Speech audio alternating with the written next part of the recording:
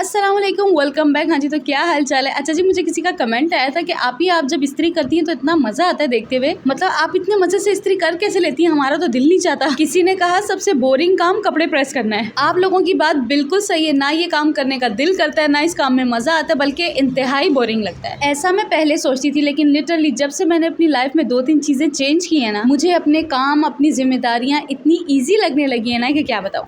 अब एक छोटी सी मिसाल देती हूँ। जो हमारे सब्जेक्ट्स होते थे उसमें सबसे बोरिंग और मुश्किल सब्जेक्ट कौन सा लगता था? मैथ ना। भाई जो लोग मैथ में अच्छे, मैं उनकी बात नहीं कर रही, मैं मतलब मुझे मैथ बिल्कुल नहीं पसंद था, मुझे मुश्किल लगता था, इसलिए मैं अपने जैसों की ही बात करी हूँ। और सबसे मज़ेदार और इंजॉय करने वाला कौन सा सब्जेक्ट होता था? ड्राइंग। अब देखा जाए तो ड्राइंग भी इतनी आसान चीज़ नहीं है, कम ही लोगों को अच्छी आती है, लेकिन हम उसको इंजॉय करके करते थे ना, इसलिए हमें आसान लगता था। बस इसी तरह कोई काम मुश्किल या आसान नहीं होता, वो हमने खुद ही बनाया हुआ होता है। अब यही बात मैं अपने बच्चों को पता किस तरह समझाती हूँ। अब जैसे बच्चे टेस्ट दे के आते हैं ना, तो अगर वो कहें कि मम्मा आज का टेस्ट बहुत ही मुश्किल था, तो मैं उनसे कहती हूँ बेटा मुश्किल नहीं था, आपने दरअसल सही से याद नहीं किया था। और जिस दिन बच्चे मुझे ये कह देना कि मम्मा आज का टेस्ट तो बहुत आसान था, तो मैं उनको यही कहती हूँ कि बेटा आपने इतने अच्छा सा याद किया था ना, इसलिए आपको आसान लगा था। जिन्होंने नहीं याद किया होगा ना, उनके लिए ये बहुत मुश्किल था। जो चीज़ मुश्किल समझोगे वो मुश्किल ही लगेगी, और जब ये सोचोगे ना कि इसमें क्या मुश्किल है, मैं भी कर लूंगा, तो आप सब कुछ कर सकते हो। तो बस इसी तरह हमारे घर के काम भी हैं, जितना आप उसको मुश्किल समझेंगे मुश्किल लगेंगे।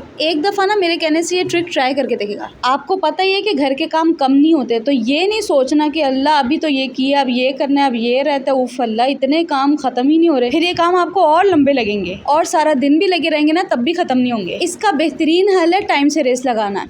मैं कहती हूँ कोई कमाल चीज़ है ये। आपने घड़ी की तरफ देखना है और ये सोचना है कि मैंने ये वाला काम आधे घंटे में या 1 घंटे में ख़त्म करना है, लेकिन करना आपने सुबह सुबह, मतलब जब आप बच्चों को स्कूल भेज के फारिग हो जाते हैं ना, नाश्ता पानी करके थोड़ा ईजी हो जाए तब। क्योंकि जिन कामों को हम सुबह सुबह अंजाम दे देते हैं ना, वो यूँ फटाफट होते हैं, और जिन कामों को हम दिन के लिए छोड़ देते हैं, लगे रहो फिर सारा दिन, उन्होंने ख़त्म नहीं होना।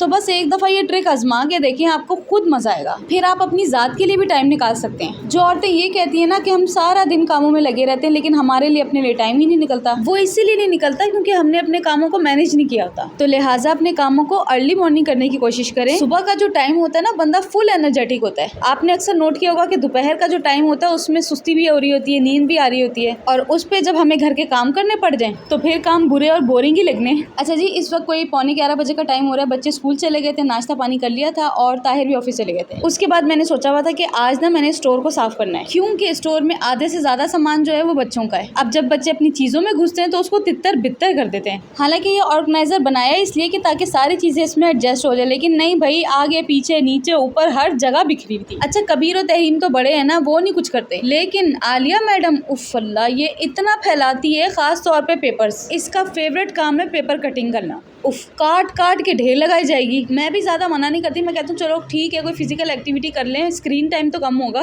कसम से हमारा बचपन बहुत अच्छा था। हमारे पेरेंट्स ने टीवी देखने का एक टाइम सेट किया हुआ था, 1-1.5 घंटे से ज़्यादा टीवी देखना ही नहीं है। लेकिन आजकल के बच्चे, उनको सारा सारा दिन ना मना करो तो मोबाइल या टीवी के आगे बैठे रहेंगे। तो बस यही है कि ये टेक्नोलॉजी ने तो बेड़ा गर्क कर दिया है, लेकिन हमें अपने बच्चों की रूटीन और टाइम खुद ही सेट करना पड़ेगा। क्योंकि मैंने अक्सर पेरेंट्स को देखा, वो कहते हैं ये हमारी सुनता ही नहीं है। क्यों नहीं सुनता भाई? तुम्हारी औलाद है, 2 लगाओ, सीधा करो उसको। और देखा जाए तो ज्यादा मिस्टेक हमारी ही है। बच्चे घर ना फैला दें या तंग ना करें, इस वजह से हम उनको मोबाइल पकड़ा के बिठा देते हैं कि चलो यार आराम से तो बैठा हुआ है। बड़ी कोई समझदारी का काम कर लिया हमने, कद्दू। उल्टा अपने बच्चों को और नुकसान दे रहे हैं। मैंने भी ना स्क्रीन टाइम पे थोड़ी सी सख्ती स्टार्ट कर दी है। ठीक है, टीवी देखो भाई, मना नहीं करते, लेकिन एक टाइम मुकर्रर है बस। और ये तो शुक्र है कि बच्चों के जब से स्कूल खुले तो रूटीन सेट हुई है, वरना छुट्टियों में तो कोई हाल ही नहीं था। ना सोने जागने की रूटीन, ना खाने पीने की रूटीन, सब कुछ डिस्टर्ब हो गया था। तो बस यही है कि कोई बाहर से आके हमारे बच्चों की तरबियत नहीं करेगा, ना हमारे कामों को मैनेज करेगा। सब कुछ हमें खुद करना है, और सिर्फ हमने बच्चों को नहीं, अपने आप को भी बेहतर बनाना है। चले जी, यहाँ बातों बातों में मेरे सारे काम हो गए थे। अच्छा जी, ये शाम का टाइम है और इस वक्त ना कभी ट्यूशन से आया, इसने मुझसे पूछा मम्मा आप खाने में क्या बना रही है? मैंने कहा चिकन पुलाव। तो मुझे कहता है मम्मा आपने लहसुन की चटनी बना ली है? मैंने कहा नहीं, अभी तो नहीं बनाई। तो कहता है चले कोई बात नहीं, मैं बना देता हूँ। मैंने कहा ओके।